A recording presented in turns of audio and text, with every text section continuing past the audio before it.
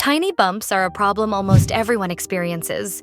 Your face might look fine in the mirror, but when you touch it, it feels rough, uneven, and bumpy. You wash, moisturize, try different products, but nothing seems to help. You might start thinking, maybe my products are not working, maybe my skin is bad, maybe I need something new again. But here's the truth. Tiny bumps are extremely common, and most people don't even know why they appear. So today, I'm going to explain what these bumps really are, why they form, and how you can reduce them effectively, without wasting time or money. First, let's understand what these bumps actually are. Most of the time, they are closed comedones, which are basically clogged pores. Oil and dead skin get trapped inside and the pore stays closed. So you can't even see redness like normal pimples. They just sit there quietly, making your skin rough. Then there's malassezia bumps, or fungal acne, which is a whole different problem. Malassezia is a yeast that naturally lives on your skin, and it's harmless most of the time. But when your skin is oily, sweaty, humid, or if you use heavy creams that your skin can't breathe through, this yeast grows too much and causes those tiny, itchy bumps. The tricky part is that fungal bumps don't respond to regular acne products.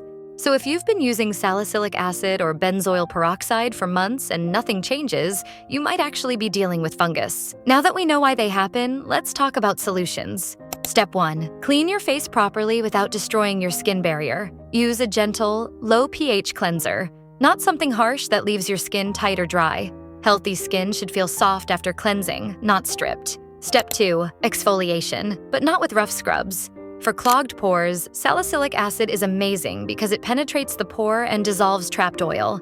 For surface texture, glycolic or lactic acid gently smooths the outer layer of dead skin. 2 to 3 times a week is enough.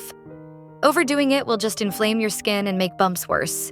If you think your bumps are fungal, treatment is different. Antifungal ingredients like zinc pyrithione, ketoconazole, or selenium sulfide are proven to work. That's why Head & Shoulders shampoo actually helps. Yes, shampoo. It contains zinc pyrithione, which stops malassezia from growing. Use it on your face 2 to 3 times a week. Apply on damp skin, massage gently for 30 to 60 seconds, rinse and moisturize after. Don't overuse it, or it will dry out your skin. This is not a daily cleanser, it's treatment.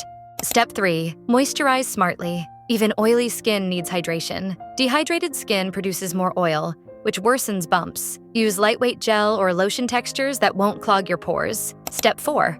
Sunscreen is non-negotiable. UV damage thickens the outer layer of your skin, blocks pores, and makes bumps worse. Yes, even indoors. Finally, look at your habits. Tiny bumps can show up because of dirty pillow covers, hair products touching your face constantly, sleeping with sunscreen or makeup, eating too much sugar, or just not sleeping properly.